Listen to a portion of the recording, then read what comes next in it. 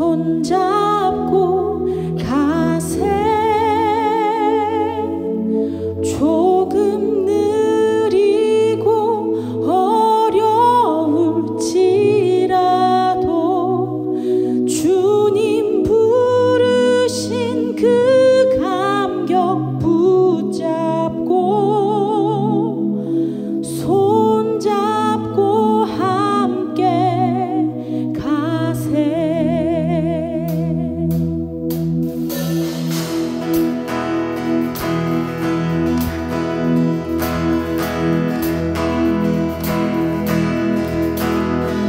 우리 걸어가는 이 길이 결코 처음 밟는 길은 아니야. 수천 년 동안 온 땅 곳곳에서 주님 나를 본 적 있으니 우리 걸어가는 이 길이 낯설고 두려워 보일지라도 삶의 무게를 들고 흘러들어오는 주님 부활의 생명을 봐. 우리 같이 찬양할까요? 우리 함께 손잡고 가세. 조금 느리고 어려울지라도 주님 부르신 그 감격 붙잡고 손잡고 함께 가세. 우리 함께 손잡고 가세.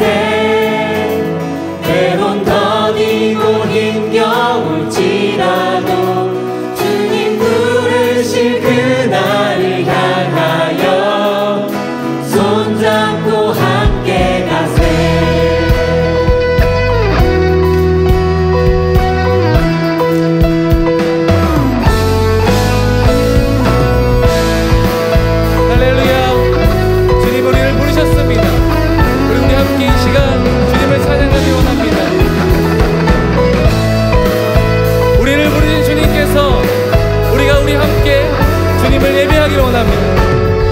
함께 찬양합니다. 우리 걸어가는 이 길이 결코 처음 밟는 길은 아니야. 수천 년 동안 온 땅 곳곳에서 주님 따르는 적 있으니 우리 걸어가는 이 길이 낯설고 두려워 보일지라도 삶의 무게를 두고 흘러들어오는 주님 부활의 생명을 봐. 우리 함께 손잡고 가세. 우리 함께 손잡고 가세. 조금 느리고 어려울지라도 주님 부르신 그 감격 붙잡고 손잡고 함께 가세. 우리 함께 손잡고 가세. 때론 더디고 힘겨울지라도 주님 부르신 그날을 향하여 손잡고 함께 가세.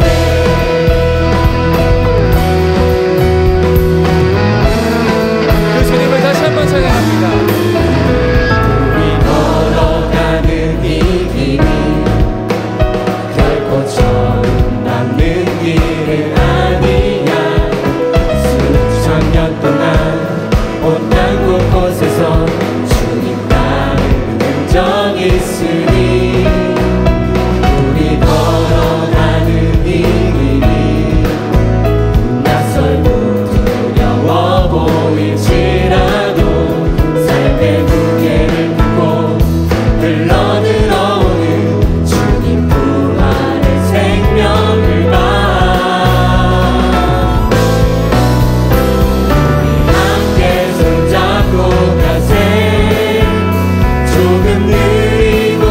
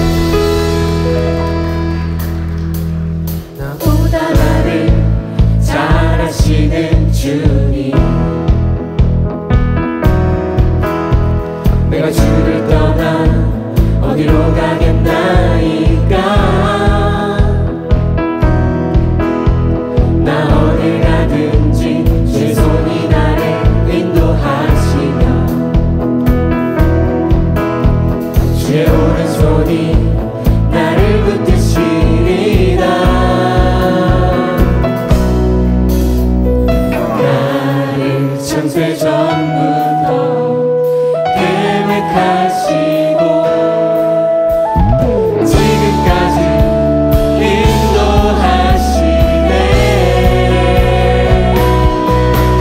하나님이여 주의 생각이 어찌 그리 고매로우신지요. 나의 생각보다 나의 뜻보다 크고 놀라우신 주님. 하나님이여 나를 살피사 나의 마음을 다시 보니 날 영원한 길로 인도하소서. 다시 한번 나보다 나를 잘하시는 주님. 내가 주를 떠나 어디로 가겠나이까.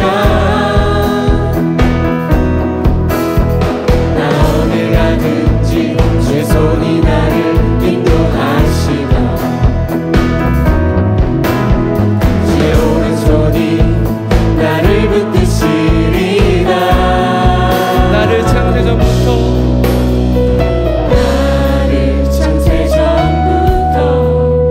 계획하시고 지금까지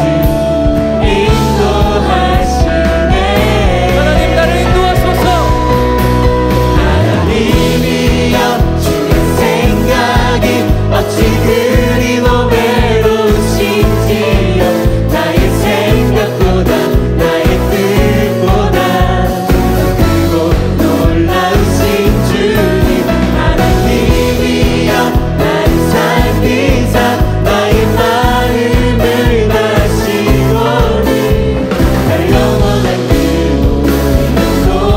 다시 한번 처음부터 찬양할까요? 나보다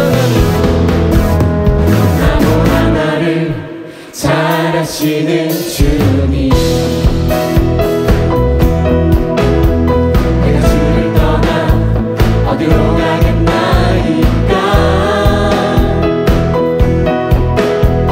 나 어딜 가든지 주의 손이 나를 인도하시며 주의 오른손이 나를 붙드시리라. 나를 창세전부터 계획하시고 지금까지 인도하시네.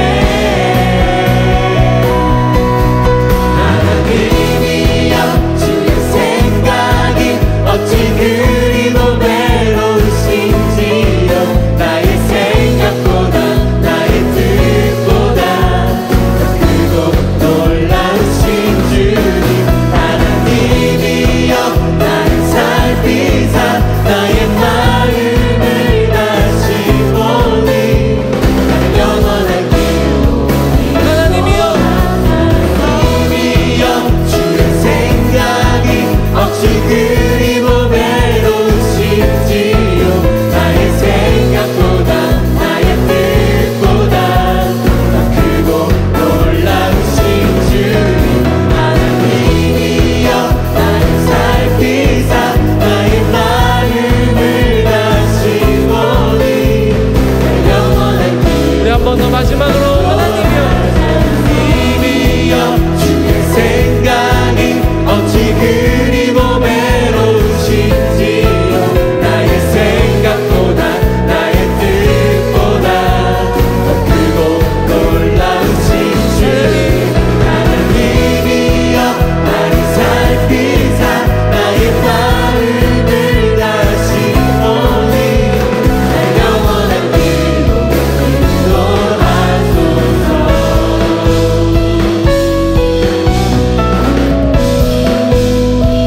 나를 인도하시는 하나님께 우리 영광의 박수 올리며 주님을 찬양합니다.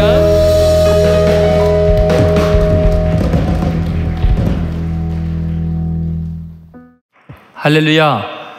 주의 이름을 찬양합니다. 선포된 말씀이 여러분 각 사람에게 꼭 필요한 은혜가 될 줄로 믿습니다. 오늘 말씀의 제목은 사건을 섭리처럼입니다. 우리가 지금 경건이 이르도록 내 자신을 연단하라. 이 제목으로 지금 말씀을 나누고 있고요. 그 첫 번째 경건 훈련이 뭐였죠? 생각을 기도처럼, 그 다음에 언행을 말씀처럼, 그리고 생활을 예배처럼, 이웃을 주님처럼 계속 컨닝했죠. 이렇게 경건에 이르도록 구체적인 훈련을 하는데 아주 그 정점에서 있는, 경건의 훈련의 아주 정점에서 있는 아주 중요한 일이 뭐냐면 사건을 섭리처럼입니다. 개인이건 또 국가적인 일이건 어떤 사건 자체를 어떻게 해석하느냐가 굉장히 중요합니다. 사건을 바라보는 관점, 그 모든 사건 속에서 만약에 하나님의 손길과 섬세한 역사, 그것을 볼 수 있다면, 물리적인 사건 속에서 영적인 원리들을 경험하고 하나님의 역사하심과 하나님의 뜻을 발견한다면 그야말로 경건한 삶이겠죠. 거룩한 삶이 될 것입니다. 그래서 경건에 이르도록 자신을 연단할 때 우리가 아주 훈련을 많이 해야 되는 게 뭐냐면 모든 사건 속에서 하나님의 섭리를 바라보는 그런 관점을 이렇게 만들어가는 것입니다. 어떤 일이 일어나도 거기에서 하나님의 놀라운 그 섭리를 볼 수 있는 것, 그것이 아주 중요한 신앙의 원리이죠. 예수님의 삶이 그러셨습니다. 오늘 본문에 나오는 21절에 예수님께서 이제 예루살렘 올라가면 장로들과 대제사장과 서기관들과 그 지도자들에게 이제 결국은 많은 고난을 받고 죽임을 당하시고 3일에 이제 살아날 이야기를 하십니다. 근데 이것은 인간의 분명히 그 악이 가득한 것 같고 아주 고통스러운 사건이지만 이 안에서 예수님은 하나님의 놀라운 섭리를 뽑아내고 있고 누리고 있고 승리하고 계시죠. 그래서 우리가 사건을 섭리처럼이라는 의미를 같이 말씀을 나누려고 합니다. 첫 번째 중요한 것은 사건 해석의 기준입니다. 그것은 어떤 사건을 사람의 일이냐 하나님의 일이냐, 어떻게 어느 관점으로 바라보느냐가 중요합니다. 그러니까 사람의 일이냐 하나님의 일이냐. 오늘 본문 22절과 23절에 보면은 이 두 가지 사건을 바라보는 그 시각이, 관점이 나옵니다. 사건을 어떻게 해석하느냐. 베드로는 예수님이 고난당하고 죽임을 당하는 이런 일들이 사람의 일로 보이는 거고, 예수님은 그래서 하나님의 일로 보고 있는 거죠. 그러니까 사건을 해석하는 관점이 완전히 다르다는 것입니다. 자, 22절과 23절에 이 두 가지 사건을 바라보는 초점을 보도록 하겠습니다. 베드로가 예수를 붙들고 항변하여 이르되 주여 그리 마옵소서, 이 일이 결코 주께 미치지 아니하리이다. 예수께서 돌이키시며 베드로에게 이르시되 사탄아 내 뒤로 물러가라. 너는 나를 넘어지게 하는 자로다. 내가 하나님의 일을 생각하지 아니하고 도리어 사람의 일을 생각하는도다. 그러니까 예수님께서 예루살렘에서 당하게 될 그 일을 보면서 하나님의 일을 생각하지 않고, 그러니까 하나님의 사건으로 보지 않고 사람의 일, 사람의 사건으로 보는 거죠. 그러니까 베드로는 결코 그리하지 말라 그러죠. 그런 일이 주에게 미치지 못하게 자기가 막겠다는 거죠. 그래서는 안 된다는 거죠. 왜요? 사람의 일로 보니까 지금 예수님이 겪게 될 고난의 일들을 사람의 악 때문에, 사람의 모략 때문에 일어난다고 생각을 하니까 그런 거죠. 그러나 예수님은 그 사람들의 잔인한 일 속에도 하나님의 놀라운 섭리가 있는, 하나님의 일이 진행이 되고 있다고 믿고 있는 것입니다. 여러분, 우리들이 꼭 기억해야 될 것이 이런 것입니다. 우리가 겪고 있는 모든 일들, 또 일어난 사건들, 그리고 경험하고 있는 많은 사람들과의 만남 속에서의 그 모든 세세한 것들이 놀랍도록 하나님의 일이 될 수 있다는 것입니다. 그 자체가 하나님의 섭리 가운데서 이루어지는 거예요. 사건이 섭리라는 것은 그 사건 자체가 하나님의 일이다, 그걸 깨닫는 것입니다. 그것을 이제 대표적으로 보여주는 아주 중요한 사건, 또 사람이 있다면 창세기에 나오는 요셉이라는 인물이죠. 그러니까 우리들은 보통 극단적인 고난을 겪는다든지 억울한 일을 당하면은 그건 사람들의 악으로만 생각하는데, 요셉은 그렇게 생각하지 않았어요. 자기가 겪고 있는 그 태생으로부터서 자라오는 과정 순간순간의 모든 억울한 일들과 좌절된 일들이 하나님의 사건으로 그렇게 바라보고 있습니다. 예를 들면 요셉은 형들에 의해서 인신매매를 당했죠. 노예로 팔려갔습니다. 그리고 노예 생활 열심히 하는데 자기 주인 여자로부터서 누명을 써서 성폭행범으로 억울하게 감옥에 갇혀 있습니다. 외국에서 노예이면서 죄수로 가장 비참한 인생으로 전락했습니다. 그런데 요셉은 놀랍게도 그렇게 고통스럽고 억울한 일을 겪으면서도 그 모든 일들은 하나님의 사건이다, 하나님의 일이다, 이렇게 믿고 있었어요. 그것을 어떻게 알 수 있냐면요, 요셉이 감옥에 그 고통스러운 옥살이를 하면서 그 모든 일어나는 작은 사건들 속에서도 여전히 하나님의 섭리를 인정하고 있는 것을 보면 알 수 있는데, 창세기 40장 5절 8절에 있는 말씀을 한번 보시죠. 자, 같이 한번 읽도록 하겠습니다. 옥에 갇힌 애굽 왕의 술 맡은 자와 떡 굽는 자 두 사람이 하룻밤에 꿈을 꾸니 각기 그 내용이 다르더라. 그들이 그에게 이르되 우리가 꿈을 꾸었으나 이를 해석할 자가 없도다. 요셉이 그들에게 이르되 해석은 하나님께 있지 아니하니까 청하건대 내게 이르소서. 여기서 요셉이요, 지금 감옥에 갇힌 그리고 그렇게 비참한 인생인 주제에 그 해석은 하나님께 있지 아니하니까 이렇게 이야기를 하는 거예요. 지금 하나님이 그 꿈을 주관하고 있고 그 꿈을 통한 의미를 하나님이 갖고 계시다는 거죠. 그런데 세상 그 꿈을 꾼 사람들은 하나님을 믿는 사람들도 아니고 지금 감옥에 갇힌 죄수들이에요. 세상에 빛을 볼 사람들이 아니에요. 근데 그들이 꾼 그 꿈, 그것마저도 요셉은 하나님의 일이라고 이야기를 하는 거예요. 인간이 무의식 속에서 진행되는 꿈마저도 하나님의 일이다, 사람의 일이 아니고, 그렇게 요셉은 보고 그래서 하나님이 그걸 해석할 거다라고 이야기하는 거죠. 정말 그런가요? 맞아요. 이 사람들의 꿈, 그것이 요셉을 놀랍게 총리 대신이 되게 만드는 결정적인 단초가 되죠. 왜 그래요? 2년 후에 바로 왕이 꿈을 꾸는데 아무도 해석할 사람이 없는 거예요. 그러니까 술 맡은 간원장이 석방된 다음에 2년 동안 요셉을 잊어버리고 있었는데 바로의 꿈을 해석을 못하니까 2년 전에 자기의 꿈을 해석해줬던 요셉이 생각이 나서 바로에게 그 이야기를 해주는 거죠. 그래서 놀랍게 창세기 41장 15절 16절에 보면 바로가 그 이야기를 스스로 합니다. 자, 한번 같이 읽어보겠습니다. 바로가 요셉에게 이르되 내가 한 꿈을 꾸었으나 그것을 해석하는 자가 없더니 들은즉 너는 꿈을 들으면 능히 푼다 하더라. 요셉이 바로에게 대답하여 이르되 내가 아니라 하나님께서 바로에게 편안한 대답을 하시리이다. 지금 요셉은 자기가 꿈을 해석을 할 거면서 그 자기가 하는 일이 사람의 일이 아니라 하나님의 일이라고, 하나님이 하시는 거라고 이야기하는 거예요. 내가 아니라 하나님께서 바로에게 편안한 대답을 하시리이다, 이렇게 이야기하죠. 그럼 정말 하나님이 하시는 일일까요? 그 15절에 바로가 하는 말이 놀랍잖아요. 들은즉 너는 꿈을 능히 해석한다고 하니, 이 말이 무슨 말이에요?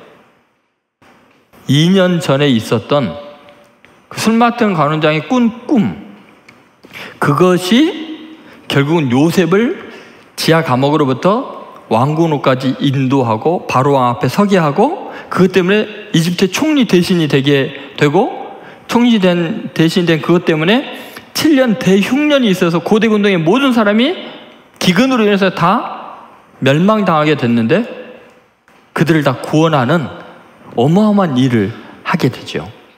그러면 고대 근동의 모든 사람이 다 몰살당하게 된 가장 치명적인 자연재해로부터 그들을 구원하는 결정적인 역할을 하는, 그러니까 그런 놀라운 구원의 일을 이루시는 하나님의 일은 어떻게 시작이 돼요?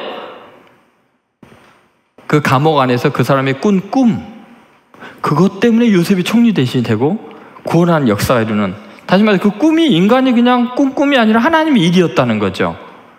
더 놀라운 사실은 요셉이 그렇게 해서 고대 근동의 모든 사람을 먹여 살리니까 가나안 땅에 있는 요셉의 형들과 그 가족들, 굶어 죽을 수밖에 없는 그 사람들이 와서 생명을 보존하게 되고 공급을 받게 되고, 그래서 이스라엘이 이집트로 들어와서 거기서 번성하게 되고 너무 강성하니까 노예가 되었죠.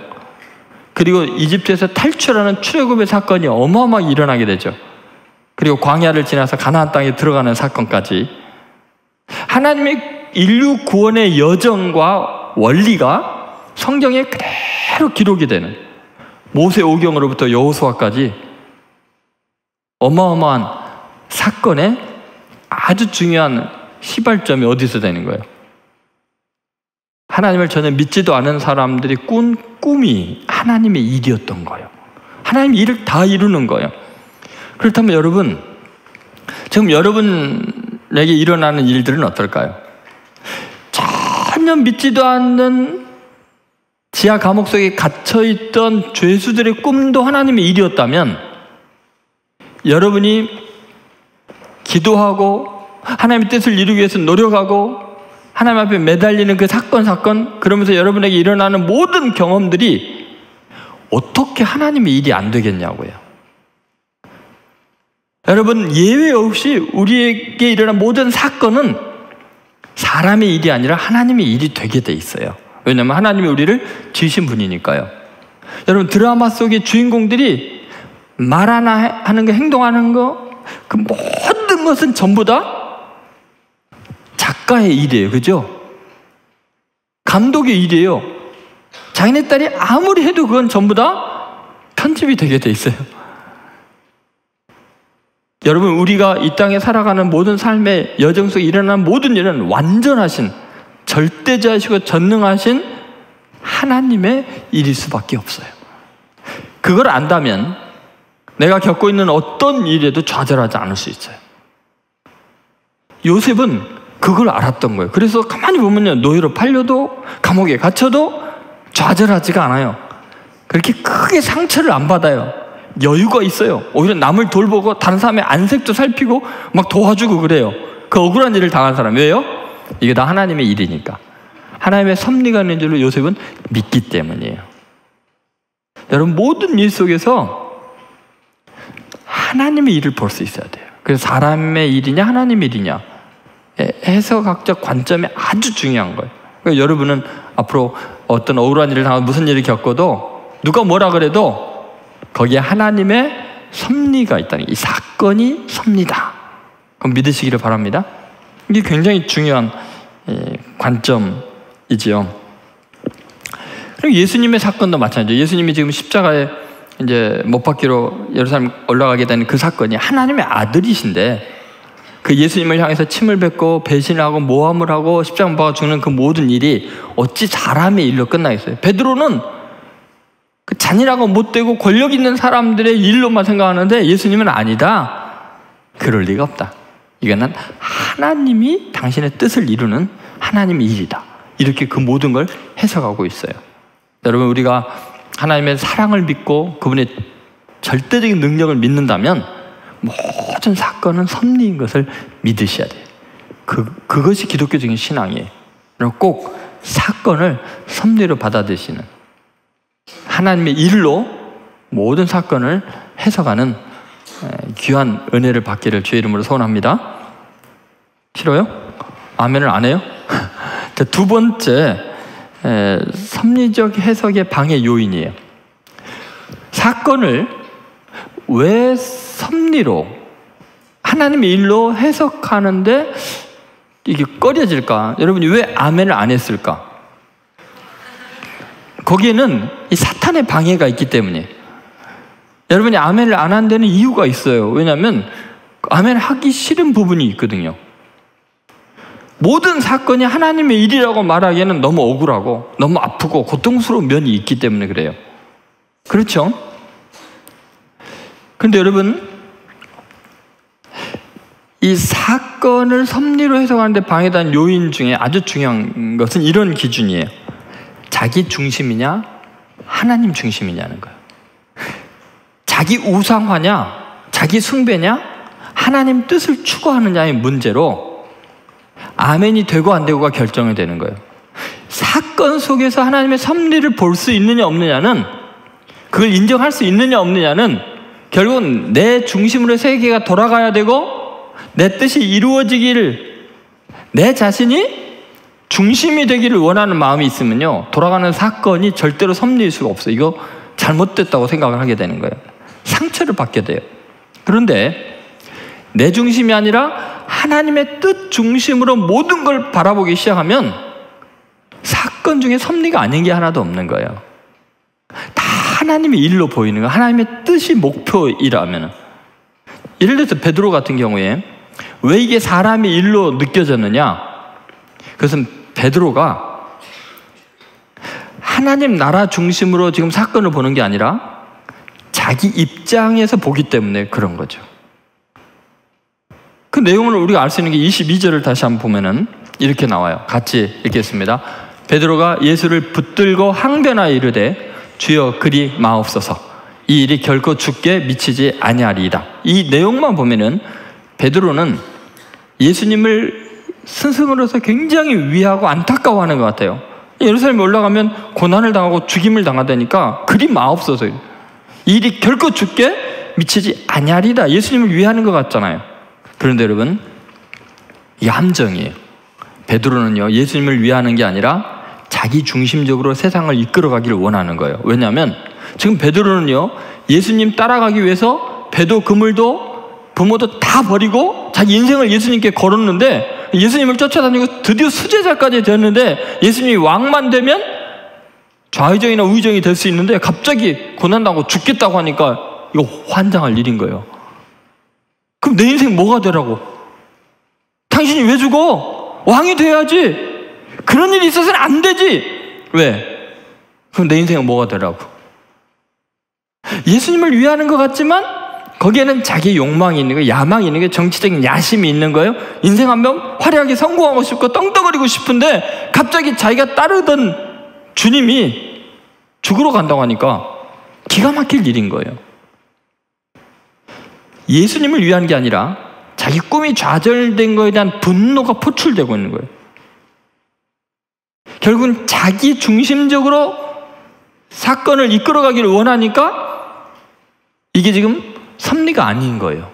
이거 이래서는 안 되는 일이 일어났다고 생각하는 거예요. 그걸 어떻게 알 수 있냐면요, 베드로가 22절 앞부분에 그 말을 하기 전에 이렇게 돼 있어요. 그 베드로의 상태를 표현한 것이 뭐라, 22절 앞부분에 보면 베드로가 예수를 붙들고, 멱살을 잡고요, 거의 항변하여 이르되, 이 항변하다는 이 단어는 꾸짖었다는 거예요. 막 쏴붙였다는 거예요. 대들었다는 거예요. 예수님께서 베드로를 꾸짖는다는 말하고 똑같은 단어가 쓰인 거예요. 그러면 지금 베드로가 왜 흥분해요? 정말 예수님을 안타깝게 생각하고 그런 일이 있어서는 안 됩니다 하면은, 스승님 그러시면 안 됩니다, 정말 그런 일이 없도록 제가 노력하겠습니다, 뭐 이래야 되는데 갑자기 멱살을 잡고 꾸짖어요? 나이 50이라고 막 30대 초반에 예수님을 막 혼을 내요? 그게 뭐냐면, 왜 내 인생 망치냐는 거지, 예수님을 위하는 게 아니에요. 다시 말해서 자기 중심적으로 사건을 해석하려니까 예수님이 십자가에 죽으러 가는 것을 못 견뎌 하는 거예요. 하나님 중심으로 하나님의 뜻으로 생각하는 게 아니라는 거예요. 이런 것을 예수님은 사탄의 일이라고 말하는 거예요. 자기 우상화가 사탄의 일이에요. 그래서 23절에 보면 예수님께서 그걸 분명히 밝혀놓고 있죠. 절대 속지 않으시오 예수님이. 자, 23절 말씀 같이 읽겠습니다. 예수께서 돌이키시며 베드로에게 이르시되 사탄아 내 뒤로 물러가라. 너는 나를 넘어지게 하는 자로다. 자, 이게 하나님의 일이 아니고 사탄의 일이 되는 게 뭐냐? 예수님을 넘어뜨리는 일이 뭐냐? 지금 예수님 중심으로 생각을 하라는 거예요. 왜 그런 고난을 당합니까? 왜 죽임을 당합니까? 당신이 살아야죠. 왕이 돼야죠. 이게 뭐예요? 하나님의 뜻과 상관없이 내 인생의 목적을 위해서 살아가라는 거예요. 내 중심적으로 세상이 돌아가야 된다는 거예요. 이것은 예수님을 넘어뜨리는 거예요. 이게 사탄의 일이 되는 거예요. 왜 그런 줄 아세요? 여러분, 자기 중심성을 가진 사람은 넘어지게 돼 있어요. 사탄의 밥이 되게 돼 있어요. 왜냐하면 생각해 보세요. 세상 어떤 것도요, 내가 원하는 대로 되는 거 없어요. 지구가 내 중심으로 돌아갈 리가 없어요. 내 가족이, 내 친구가, 내 애인이 내 중심으로 생각하고 말하고 행동하고 사건이 그렇게 일어날 리가 없어요. 세상은 절대로 내 중심으로 안 돌아가요. 맞죠? 지 마음대로 돌아가요. 내가 원한다고 되는 게 아니에요. 그러면요, 자기 중심적인 사람은 두 가지 극단적인 고통을 겪게 되는데, 하나는 자기 중심대로 안 될 때 자괴감에 시달려요. 자기 비난이 생겨요. 자기 저주가 생겨요. 자기 파괴로 몰아가요. 나 같은 인생 살아서 뭐해? 자기 중심으로 생각하니까 그게 고통으로 느껴지는 거예요. 자기를 결국은 포기하게 만들어요. 아니면 자기 중심적으로 억지로 돌아가게 만들면은 자기 우상화가 되면 하나님을 대적하는 사탄의 일이 돼요. 자기 우상화는 필멸의 길이에요. 자기 중심으로 모든 걸 돌리려는 사람은 자기 외에 다른 것을 다 정죄하게 돼요. 그래서 베드로 같은 경우는 심지어 예수님을 꾸짖은 거예요. 예수님을 넘어뜨리려고 한 거예요. 그러니까 여러분, 자기 중심적인 삶은 고통의 연속이에요. 사건 하나하나가 전부 다 버겁게 싸워야 되는 게 돼요. 하나님 중심, 하나님의 뜻대로 한다면 거기에 있는 섭리를 발견하기 때문에 그렇게 고통스러울 필요가 없거든요. 그러니까 여러분, 사건을 섭리처럼의 아주 중요한 그 방해 요소가 뭔가, 그 해석하는데 어려운 점이 뭐냐면, 왜 아멘이 안 나왔냐면 내가 원하는 세계가 아니니까, 내 뜻을 이루려고 하는 욕망이 강하게 있으니까 모든 사건이 하나님의 섭리라는 것이 믿어지지가 않고 받아들이기 싫은 거예요. 왜냐하면 아니, 하나님의 섭리 말고 내가 마음대로 하고 싶은 세상이 있는 거니까. 자기 우상화가 아직 있고 예수님을 온전하게 주님으로 인정하지 않고 자기 삶의 많은 영역에서 나중에 천국 가는 거 외에 나머지는 내 마음대로 내 중심적으로 살고 싶으니까 자기 우상화로 꿈꾸고 있으니까 아멘이 안 나온 거예요. 다시 물어볼까요? 여러분, 정말 모든 사건이 하나님의 섭리인 걸 믿습니까? 하나님의 일인 걸 믿어요? 그 아멘이 나오는 이유는 뭐냐면, 내 중심으로 살면 고통이었구나, 하나님의 뜻대로 되는 게 낫겠다라고 이제 믿음이 생긴 거예요. 진리를 알게 되니까. 정말 그래요, 여러분. 아무리 내 중심적으로 세상을 바꾸려고 해도요, 일단 내 자신이 내 마음대로 안 돼요.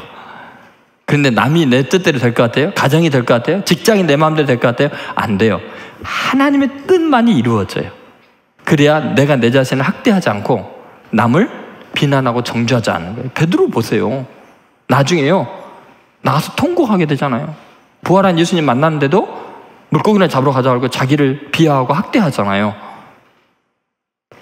여러분, 예수님을 부인하고 저주하든지 자기를 학대하든지 자기 중심적인 거예요. 그러니까 여러분, 모든 상황을 하나님의 섭리로 보는 게 중요해요. 예를 들어서 최초의 인류인 아담과 하와가 범죄하게 된 이유가 뭐냐면 이 자기 중심성 때문이에요. 그렇잖아요. 창세기 3장에 보면은 만약에 이 선악을 알게 하는 나무 열매를 먹으면은 너희들 눈이 밝아서 뭐요? 하나님과 같이 될 줄을 하나님이 아심이라, 이런 거죠. 무슨 말이냐면 자기가 하나님이 되려고 하는 거, 자기 가정에서, 자기 직장에서, 자기 친구 사이에서, 소그룹 모임에서 내가 주도적이 되려고 내 뜻이 다 이루어져야만 속이 편한 거, 이게 바로 사탄아 물러가라는 예수님께 혼날 일이에요. 결코 행복하지가 못해요. 주위에 있는 사람도 모두 행복하지 않아요. 그러니까 사건을 섭리처럼 좀 받아들이세요. 내가 원하지 않는 방향으로 이루어지고 내게 고통이 와도 하나님의 뜻은 놀랍게 이루어질 거다. 그리고 그 하나님의 뜻은 결국은 내게 유익이 될 거라는 믿음을 가져야 돼요.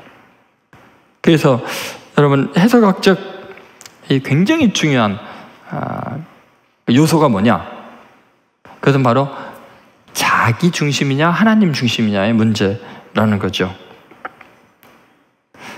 여러분, 예를 들어서 이런 이제 구체적인 그 예를 한번 보도록 하겠는데, 누가복음 6장 1절부터 5절에 보면은 예수님과 제자들이 밀밭 사이를 지나가는데 안식일인데 예수님의 제자들이 밀이삭을 비벼서 먹는 사건이 일어나요. 그 사건을 바라보는 바리새인들과 예수님의 해석의 차이가 있어요.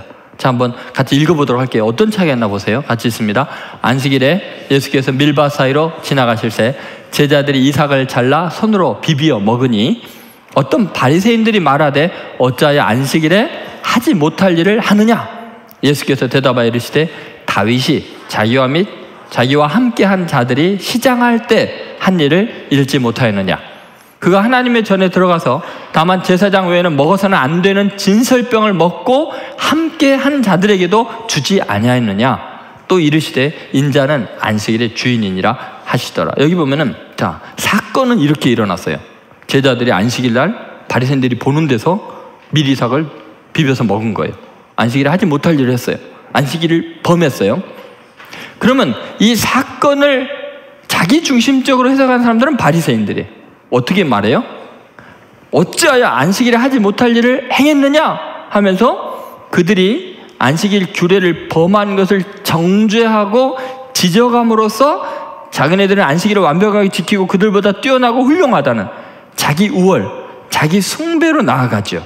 그러려니까 어떻게 해요? 다른 사람 잘못한 걸 비난하고 정죄하는 거예요. 그럼으로써 자기는 그들과 다르다는 걸 우월의식을 가질 수 있게 되는 거죠. 예수님은 절대로 그런 식으로 자기중심적으로 해석을 안 해요. 만약에 제가 예수님이어갖고 자기중심적으로 해석했으면 성경이 이렇게 기록이 될 거예요. 바리새인이 이렇게 비난하자마자 예수님께서 제자들을 뒤로 불러가지고 몇 대 쥐어박았더라. 야 이놈들아, 그렇지 않아도 바리새인들이 나 흉을 잡으려고 저 얼마나 엿보고 있는데 그들이 보는 데서 그 배고픈 거 못 참고 그걸 딱 먹고 마냐? 이 멍청한 것들아. 몇 대 쥐어 박았을 거예요. 그죠? 그게 자기 중심적인 해석이 되는 거죠. 사건을 그렇게 바라보는. 근데 예수님은 어떻게 했어요?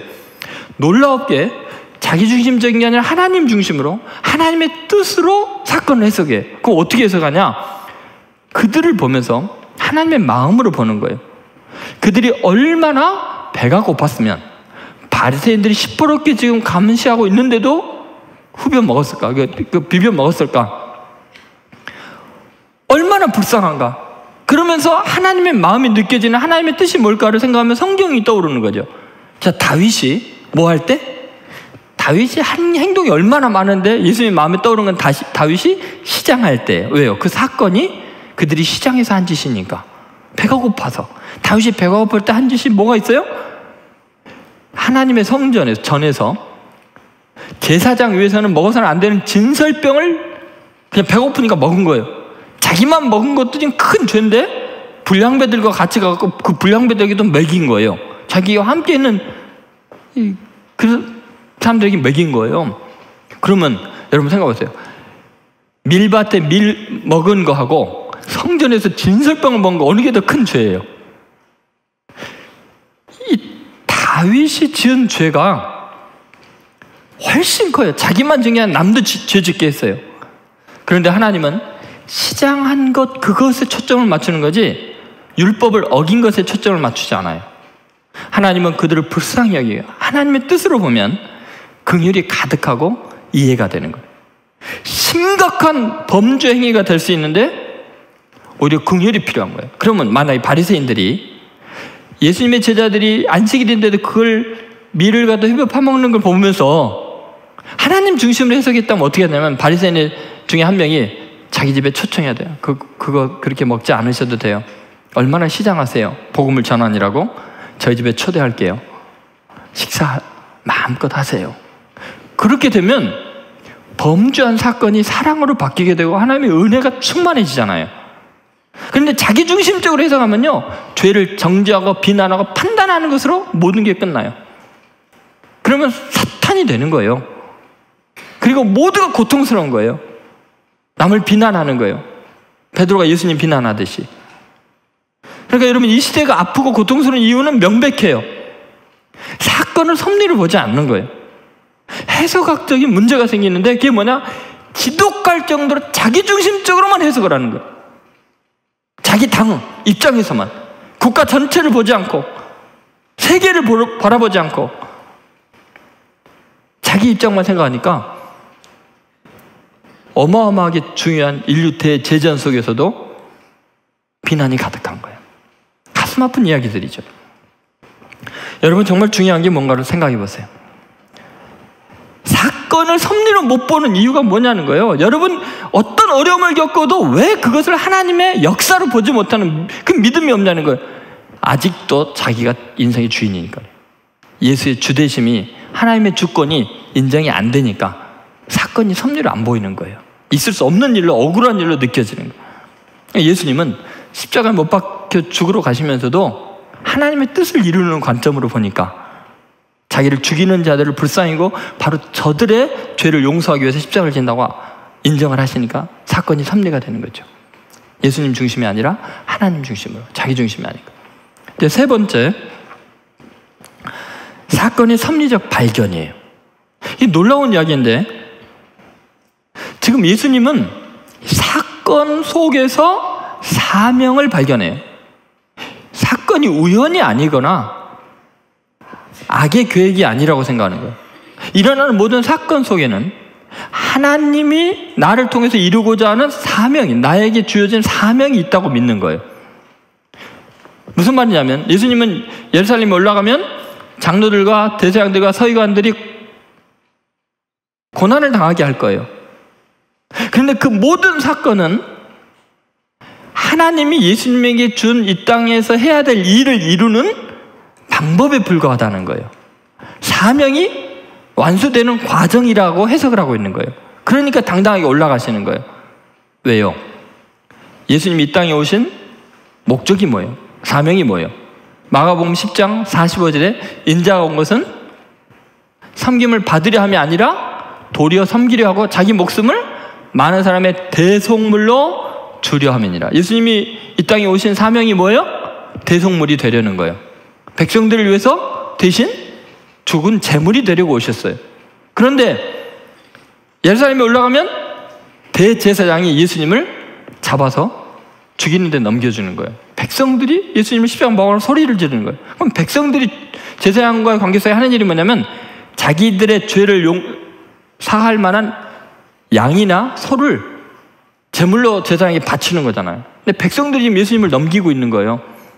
대제사장이 하는 일이 뭐냐? 그 양을 죽이는 일이거든요. 피 흘리게 하는 일이거든요. 십자가에 못 박도록 충동질하는 거예요. 고난을 가하는 거예요.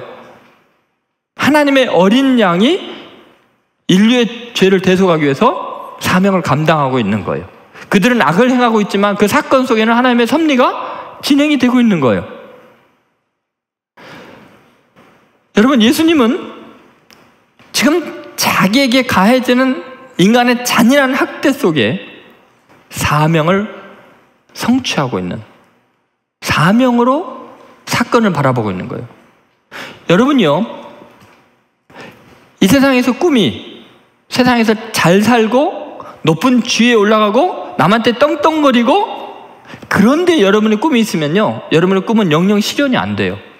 보람이 없어요. 내가 높아지냐 낮아지느냐, 부유해지냐 가난해지느냐, 건강하냐 병드냐가 중요한 게 아니에요. 어떤 상황 속에서도 사명을 감당하라고 하나님이 이 사건을 내게 허락하셨다고 믿고 사명을 완수하는 데 초점이 맞춰지면 어떤 상황도 다 성공적일 수 있어요. 예를 들어서 어떤 사람은 건강하게 살기로 하는데 병이 들어서 병원에 입원하게 돼요. 그러면 거기에 무슨 사명이 있을까?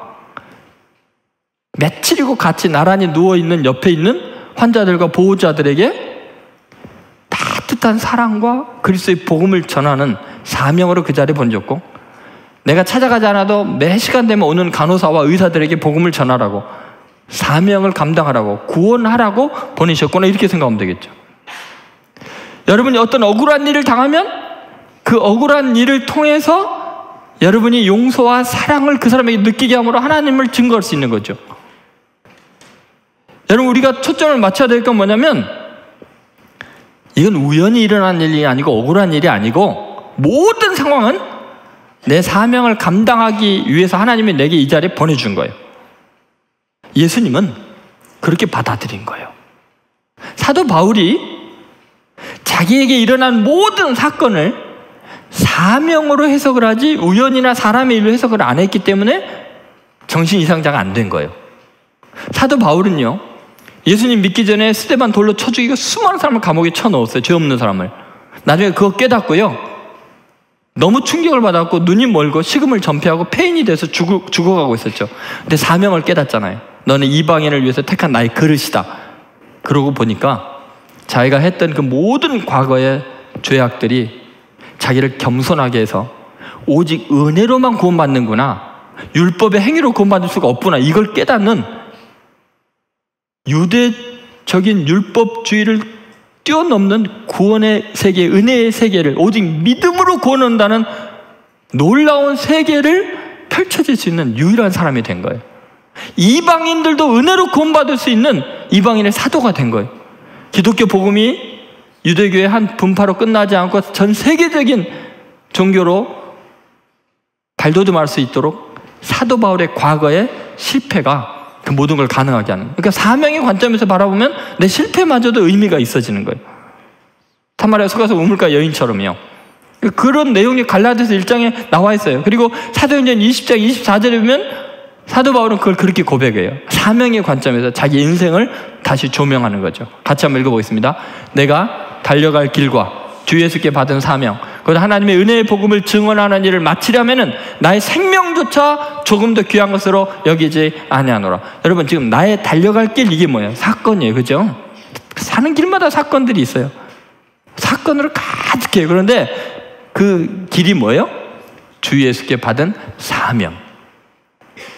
사건 속에 사명이 있다는 거예요. 하나님의 은혜의 복음을 증언하는, 자기 삶 전체가 은혜의 복음이 돼버린 거예요. 그래서 사명이 되는 거예요.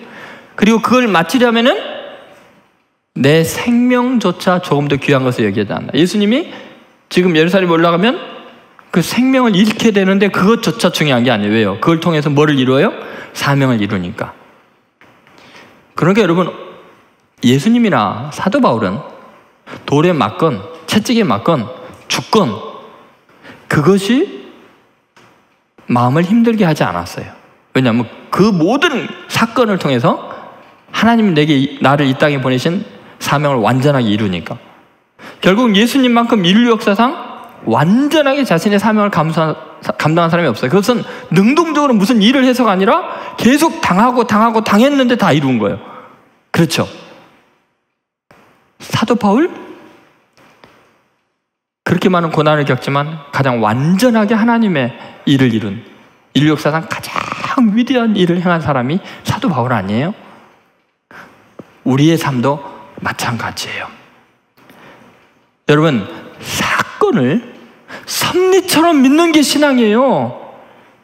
하나님은 한치의 오차도 없이 내 인생의 모든 걸 완벽하게 주관하고 계시고, 그분이 주제이시고 그분이 전능자이시고 그분이 나를 가장 사랑하시는 분이라는 걸 믿는다면 내가 이해할 수 없는 고통을 겪고 억울한 일을 당해도 거기에는 하나님의 섭리가 있고 하나님의 뜻이 있고 하나님의 사명을 내가 이루고 있다는 것을 믿음으로 받아들이는 거예요. 그것이 경건이에요. 그게 거룩한 삶이에요. 그게 그리스도인의 능력이지요.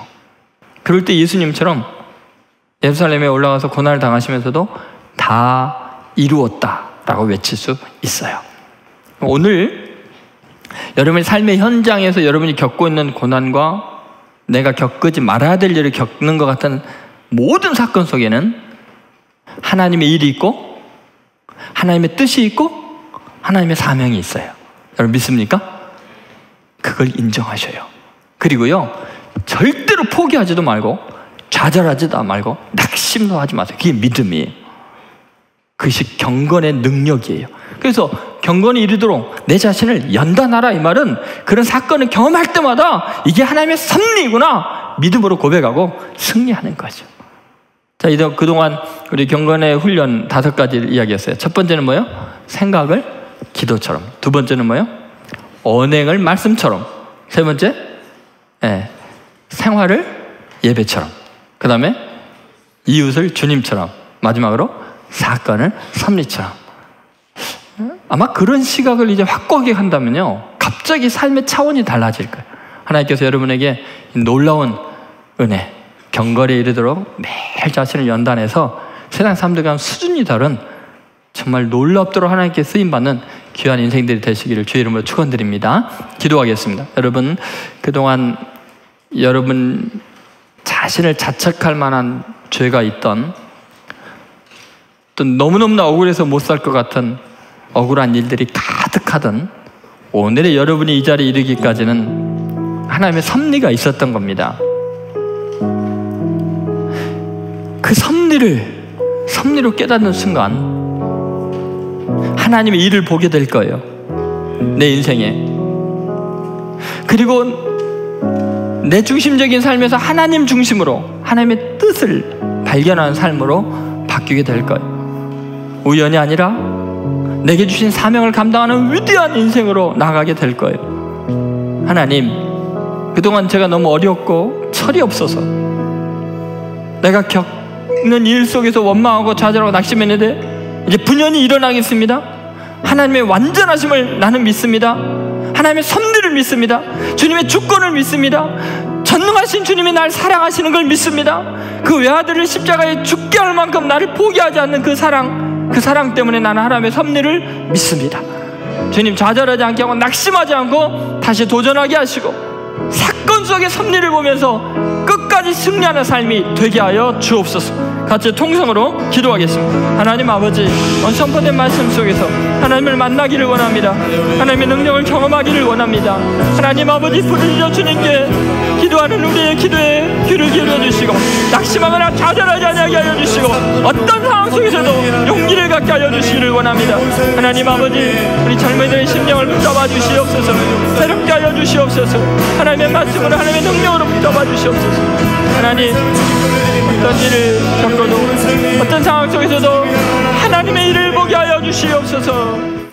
지금은 우리 주 예수 그리스도의 은혜와 하나님 아버지의 사랑과 성령의 감동하심이 사건을 섭리처럼 받아들이며 하나님이 주신 사명을 감당하겠노라 결단하는 하나님의 아들, 딸들 머리 위에, 이 나라 민족 위에 지금으로부터 영원히 함께 하시기를 간절히 축원하옵나이다. 아멘.